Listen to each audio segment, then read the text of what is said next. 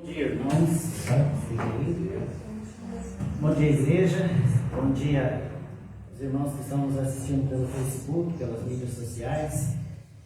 É novamente uma grande alegria poder estar aqui com vocês para compartilharmos a palavra do Senhor juntos.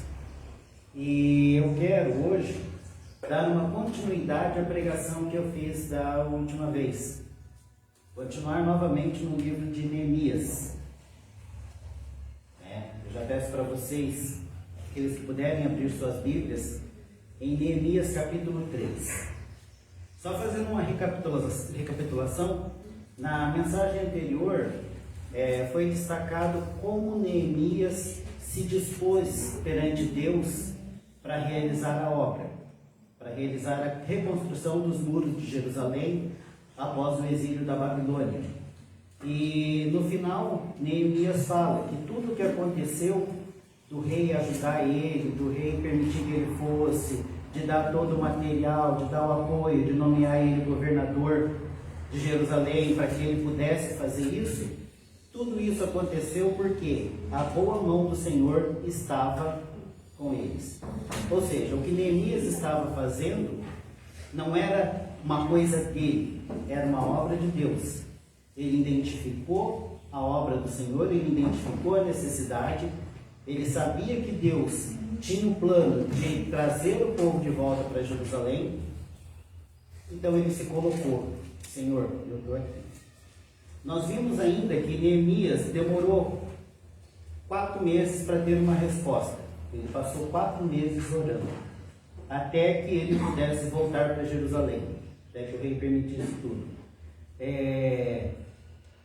Da Babilônia, onde ele estava, da região onde ele estava, até Jerusalém, passando pelo chamado Crescente Fértil, que é uma parte que praticamente Abraão também deve ter feito esse caminho, ou um caminho semelhante, quando saiu de Ur dos Caldeus, que é na região da Babilônia, até Jerusalém.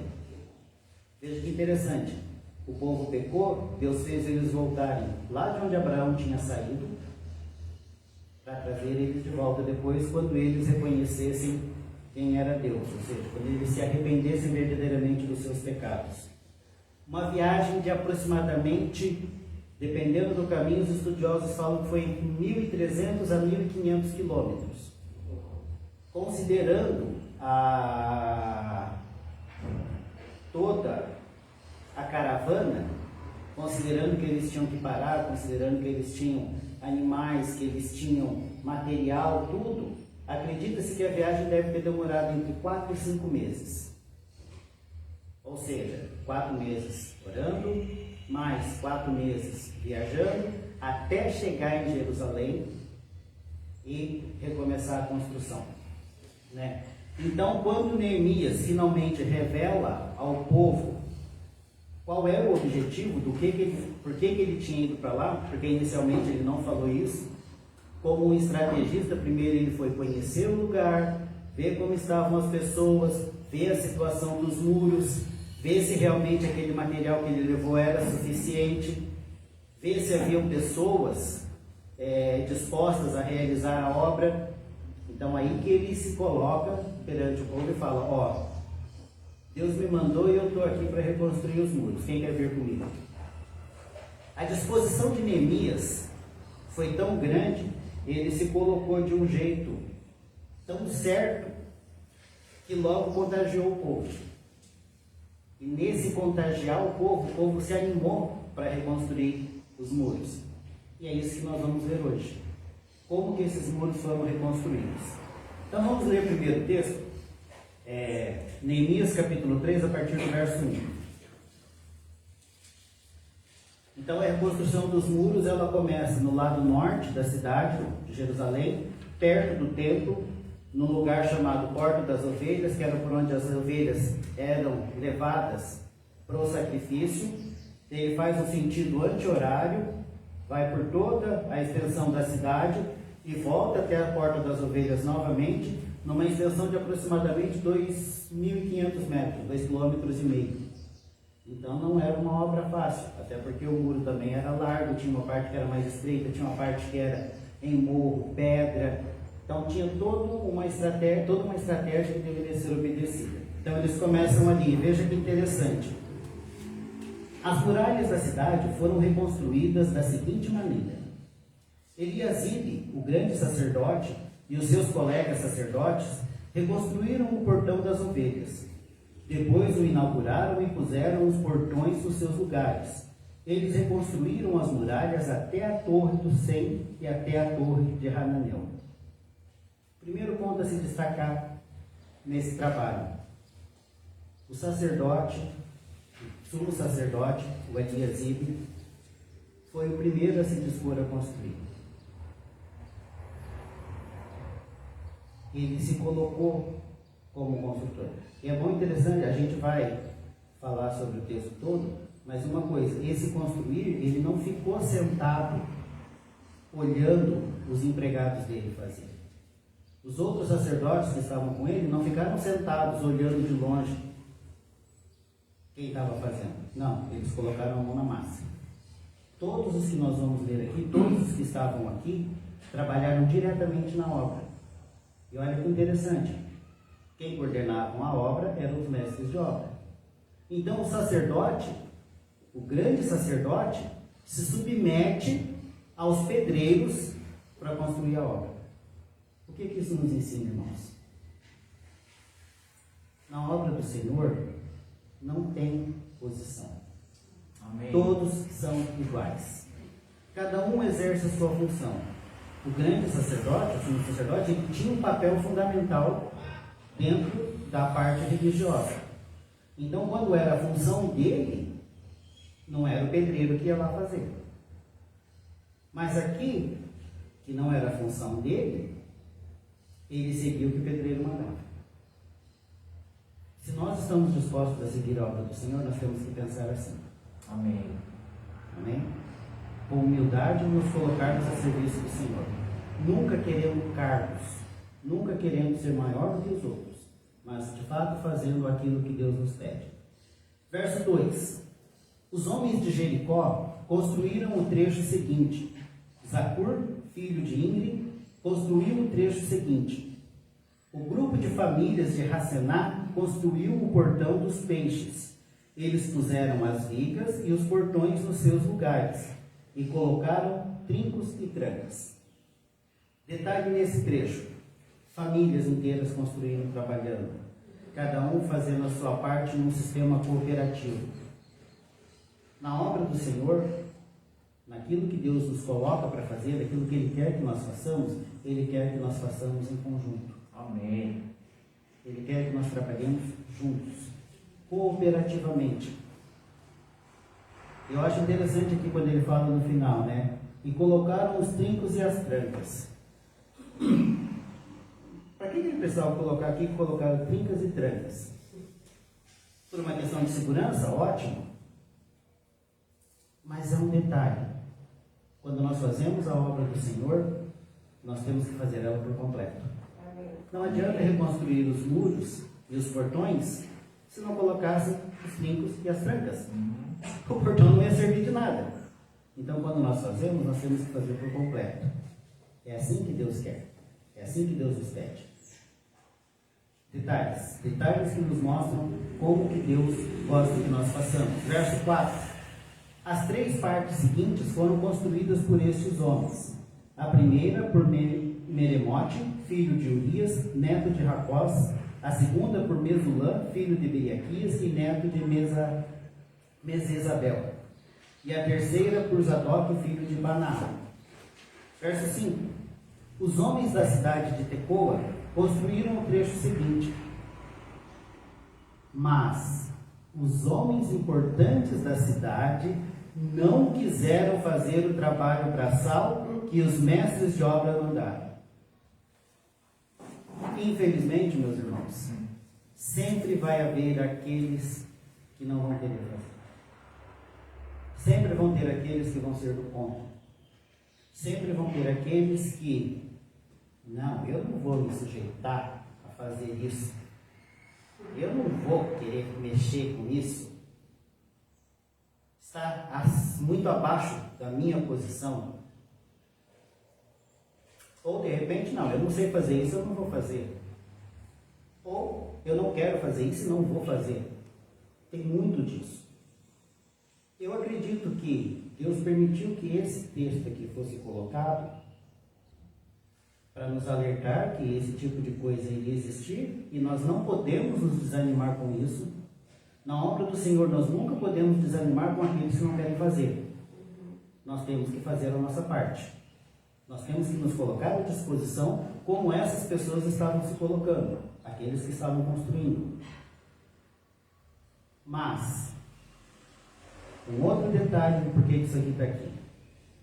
Deus sabe exatamente o que nós estamos fazendo. Deus nos conhece, e assim como Ele conta aqueles que fizeram, Ele também conta aqueles que não fizeram. Verso 6. Joaida, filho de Passeia, e Mesulam, filho de Besodias, reconstruíram um portão velho. Eles puseram as vigas e os portões nos seus lugares, e colocaram os trincos e as trancas. Melatias e Gibeão, Jadom de Merenote, e os homens da cidade de Gibeão e de Mispa, construíram o trecho seguinte, chegando até a casa do governador da província do Eufrates Oeste. Uziel, filho de Ananias, que era ourives, construiu o trecho seguinte. Hananias, que era perfumista, construiu o trecho seguinte até a muralha larga. Perceberam que o detalhe que ele coloca aqui? Um era ourives, o outro era perfumista. Nós vemos o sacerdote construindo, nós vemos famílias construindo, nós vemos profissionais construindo.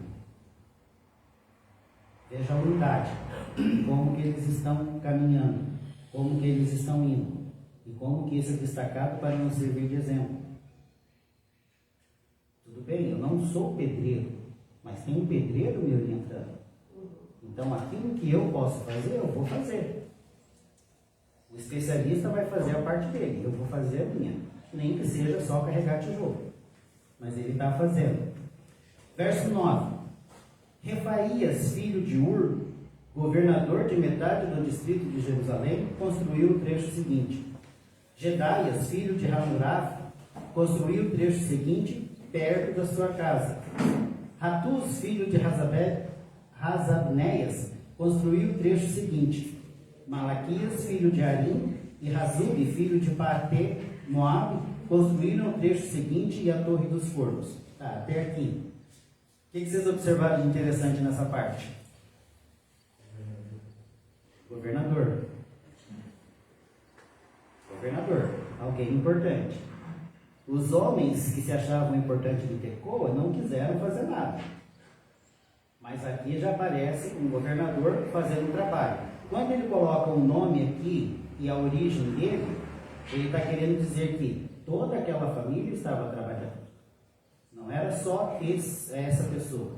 Então ele cita o nome e a família de quem é essa pessoa, dizendo que todos estavam trabalhando na obra, certo?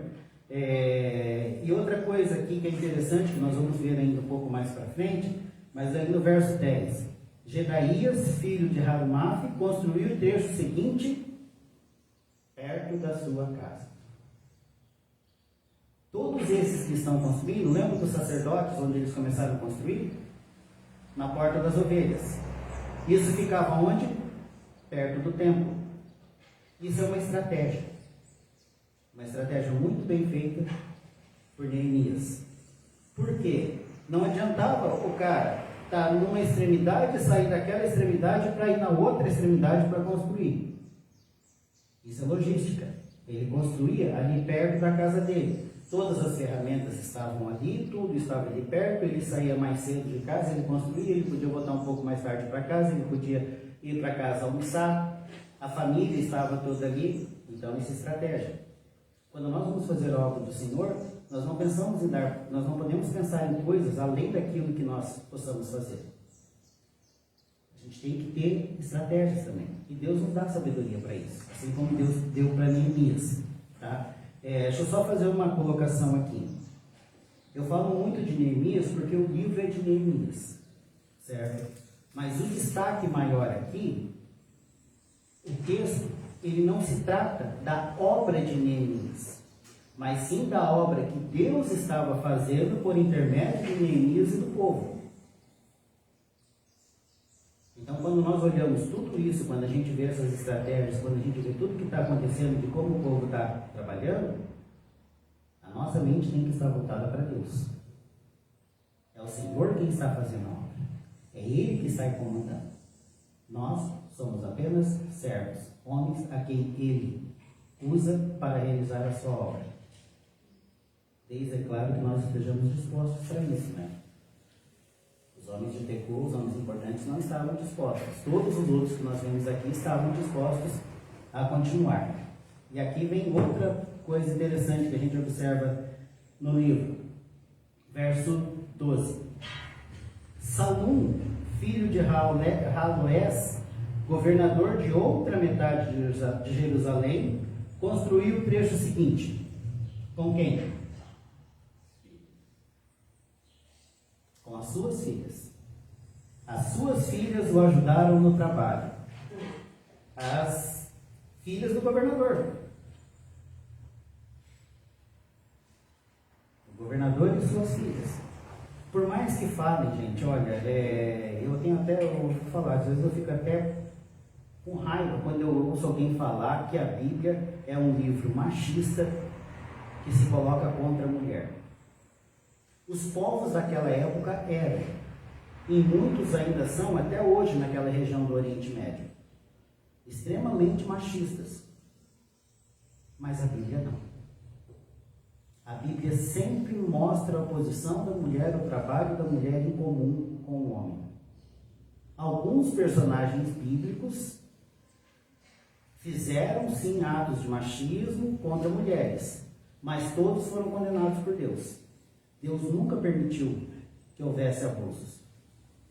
Quando nós vemos, por exemplo, o Antigo Testamento, quando a gente vê as leis de Moisés, há textos lá que protegem as mulheres. Tem um texto, por exemplo, que fala que se um homem vender sua filha, aí eu já vi gente falando, Deus estava ensinando a vender as filhas como escrava. Não. Era um costume dos homens na época fazerem isso, como é até hoje em algumas regiões lá.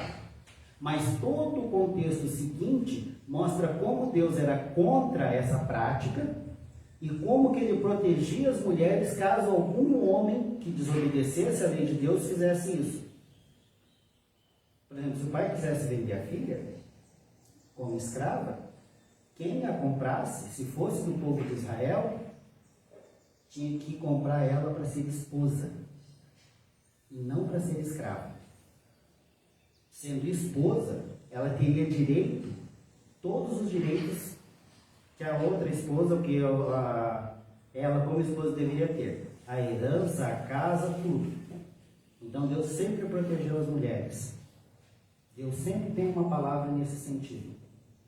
Tá? Quem fala ao contrário é porque é do anticristo, é do capeta mesmo. Vamos falar assim abertamente, porque acho que a gente tem que começar a falar abertamente o que o diabo está fazendo no mundo. Infelizmente, nós estamos vendo uma cultura cristã que está deixando o inimigo de lado, que está escondendo a coisa e não está vendo, mas o inimigo ele está sempre atento tentando nos destruir. Mas voltando ao texto, talvez isso numa outra pregação futura, aqui ele coloca que as mulheres também trabalhavam na obra, que as mulheres também tiveram sua posição. O fato de estarem sendo listadas aqui as pessoas que trabalharam na obra é uma forma de honrar essas pessoas pelo que elas fizeram. Por elas terem entendido a obra do Senhor e terem trabalhado com isso. Então essas filhas do governador, elas também estão sendo honradas pelo trabalho que fizeram. Se fosse um outro livro da época, qualquer outra história, mulheres não seriam citadas. Mas na Bíblia as mulheres são citadas e com honra. Então a gente tem que prestar bastante atenção nisso e não acreditar em muitas coisas que se falam por aí. Verso 13. Hanum e os moradores de Zanoa reconstruíram o portão do vale. Eles puseram os portões no lugar, colocaram os trincos e as trancas e consertaram 500 metros de muralha até o portão do lixo. E esses daqui foram além da frente das suas casas. Esses daqui ultrapassaram, fizeram mais do que foi possivelmente designado para cada grupo. Então, se nós estamos fazendo a obra do Senhor e podemos fazer mais, vamos fazer mais. Nós não podemos nos limitar. Nós temos que ir à frente, nós temos que continuar caminhando. Nós temos que continuar buscando sempre e fazer aquilo que vier, como a palavra diz, tudo que vier da tua mão, faz o bem feito como para o Senhor. Tá? Deixa eu ver aqui, eu já parei, agora eu perdi. Verso 14. Malquias, filho de Recado, governador do distrito de Bet-Raquém, construiu o portão do lixo. Ele pôs os portões no lugar e colocou trincos e trancas. Salum, filho de Col-Rosé, governador do distrito de Mispa, reconstruiu o portão da fonte. Ele fez uma cobertura, pôs os portões no lugar e colocou trincos e trancas. Na represa de Selá, ao lado do jardim do rei, Salum construiu a muralha, até as escadas que descem da cidade de Davi. Aqui nós vemos mais um, que além dos muros, fez ainda mais melhorias. Fez cobertura, fez escadas, fez todo o trabalho. Então vamos, quando estivermos fazendo a obra do Senhor, vamos caprichar, vamos buscar fazer. Verso 16. Neemias, filho de Azabuque, governador da metade do distrito de Bet-Zur, construiu o trecho seguinte até a sepultura de Davi, até a represa e até as barracas dos soldados. Aqui a gente já está quase dando a volta em tudo. E aí vem, verso 17. Os levitas também ajudaram a reconstruir as muralhas. Levita não serve só para cantar, não. Na verdade, hoje em dia nem existe mais levita, né? Porque levita eram os descendentes da tribo de Levi. Quem canta, quem toca, quem executa, quem prega, quem ministra, quem varre a igreja, quem lava o banheiro, está tudo dentro do mesmo patamar, está tudo fazendo a obra do Senhor. Ninguém pode se exaltar por causa disso. Todos nós somos perante o Senhor iguais. Aquele que lava o banheiro da igreja, glorificando a Deus, recebe de Deus a mesma honra que aquele que está pregando, que está falando da palavra para honrar e glorificar a Deus. Amém. A gente tem que ter isso na cabeça, parar com essa história de que um é maior que o outro, porque no reino de Deus não tem disso. Somos todos um só corpo com muitos membros, como nós lemos em Coríntios 12. Tá? Verso 18.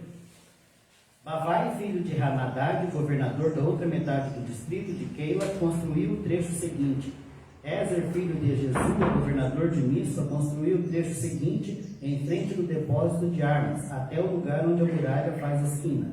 Baruque, filho de Zabai, construiu o trecho seguinte desde a esquina da muralha até a porta da casa de Eliasib, o grande sacerdote. A gente está quase dando uma volta, ou seja, aqui chegou o sumo sacerdote, ele construiu primeiro lá em frente ao templo. Agora chegou na frente da casa dele. Primeiro o templo. Primeiro a obra do Senhor. Nós vimos que todos os outros construíram em frente às casas. Os sacerdotes construíram em frente ao templo. Primeiro o Senhor. Buscar, pois, em primeiro lugar o reino de Deus. Então, façamos primeiro para Deus. Depois, Ele vai nos guiar, continuando o resto. Depois, vem os sacerdotes que trabalharam na muralha. Verso 22. Os sacerdotes também ajudaram a reconstruir as muralhas. Segue a lista deles. Os sacerdotes que moravam ao redor de Jerusalém reconstruíram o trecho seguinte. Benjamim e Razube construíram o trecho seguinte em frente das suas casas. Azarias, filho de Maceias e neto de Ananias, construiu o trecho seguinte em frente de suas casas. Biluí, filho de Henadad, construiu o trecho seguinte, desde a casa de Azarias até a esquina da muralha. Palau, filho de Uzai, construiu o trecho seguinte, começando da esquina e da torre do palácio de cima, perto do pátio da guarda. Pedaías, filho de Parós, construiu o trecho seguinte até um lugar no leste, perto do portão das águas, e da torre que guarda o templo. Isso ficava perto daquela parte da cidade chamada Ofel, onde moravam os homens que trabalhavam no templo. 27. Os homens da cidade de Tecoa construíram o trecho seguinte. Ué, mas eles já não tinham construído lá atrás? Esse foi o segundo trecho que eles construíram. É engraçado porque os homens nobres da cidade de Tecoa não quiseram fazer o trabalho. Mas os homens dedicados a Deus, os homens que fizeram a obra do Senhor, não só fizeram aquele primeiro trecho, como agora estão construindo o segundo.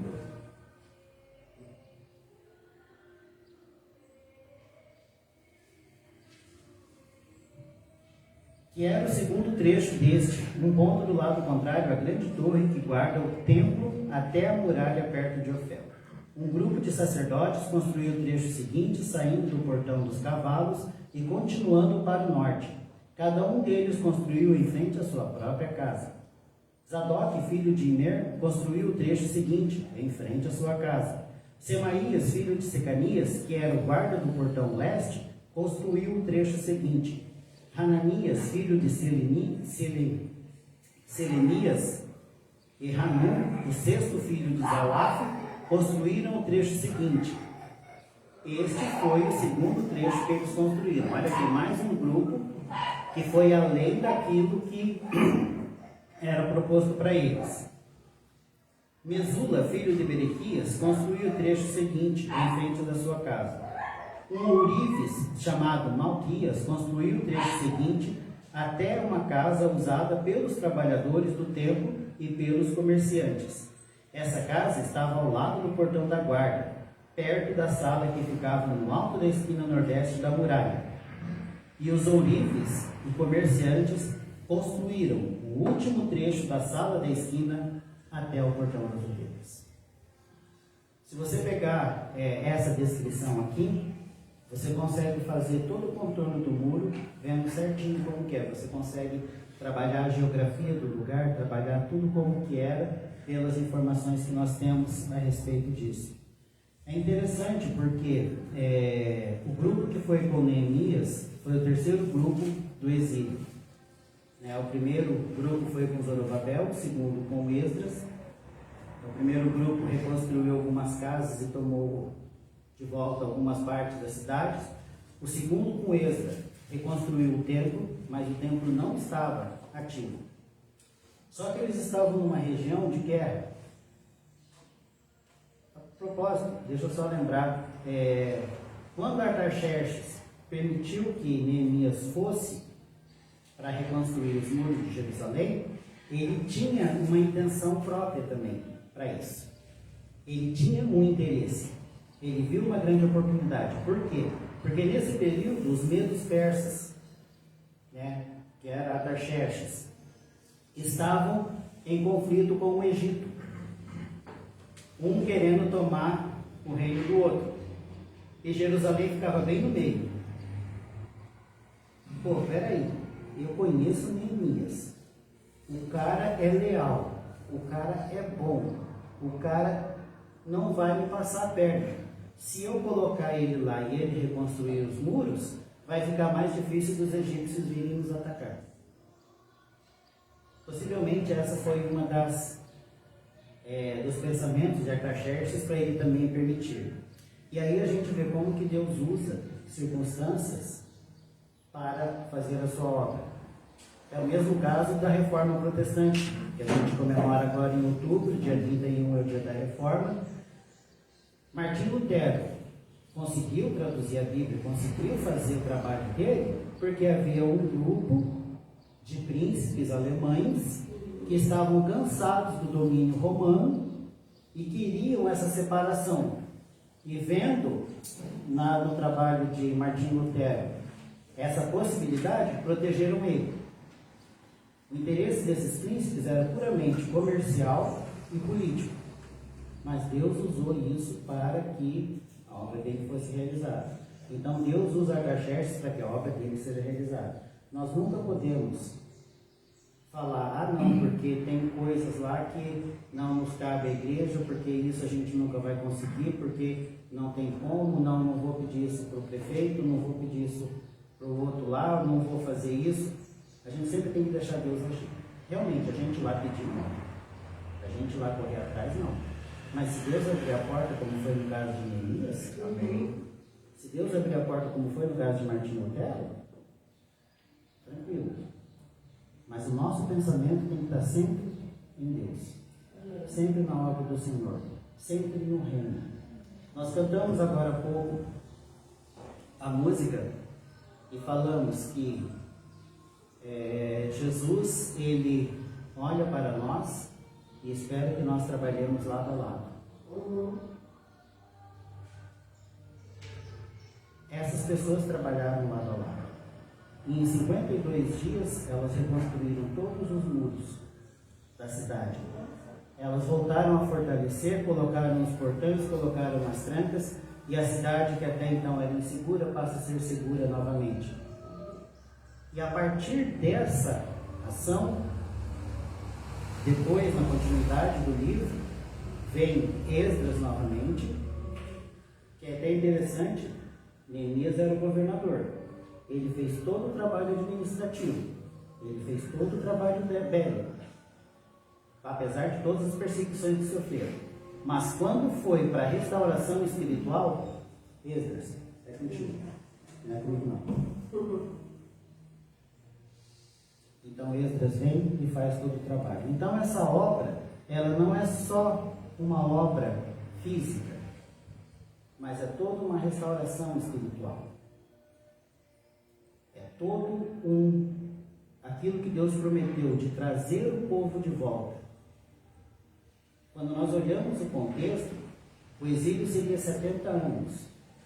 Se você pegar as datas, tudo bem que as datas não são certas, elas acabam muitas vezes sendo um pouco mais ou um pouco menos, mas se você pegar aproximadamente a data de quando o templo foi destruído até a restauração total, foram mais perto de 170 anos.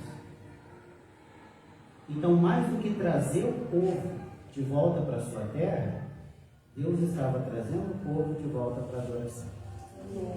Foi uma restauração espiritual. Mas essa restauração espiritual dependeu do povo querer. Amém. Dependeu do povo se colocar diante da vontade de Deus. Então houve toda uma obra assim, todo um trabalho, todo um período para que tudo ficasse pronto e aí então Deus viesse e restabelecesse a comunhão, restabelecesse o trabalho no templo, restabelecesse o sacrifício, a adoração ao Senhor. Irmãos, nós temos que trabalhar. Amém. Nós estamos diante de uma situação agora, com a igreja batista, Giana, e o que nós vamos fazer com relação a isso? Estamos orando, pedindo para Deus nos mostrar, como Neemias fez. Estamos pensando em como podemos trabalhar junto com aqueles irmãos, como Neemias fez. Estamos buscando a cooperação um dos outros para realizarmos esse trabalho como Neemias fez.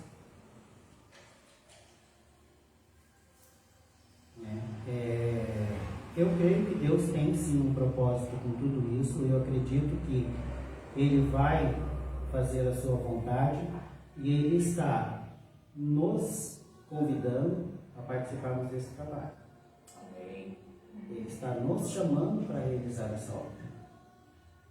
Nós vamos ser como todas essas pessoas que fizeram, que botaram a mão na massa, que se submeteram, que foram humildes, que entenderam o chamado de Deus, ou nós vamos ser como os nobres de Tecoa?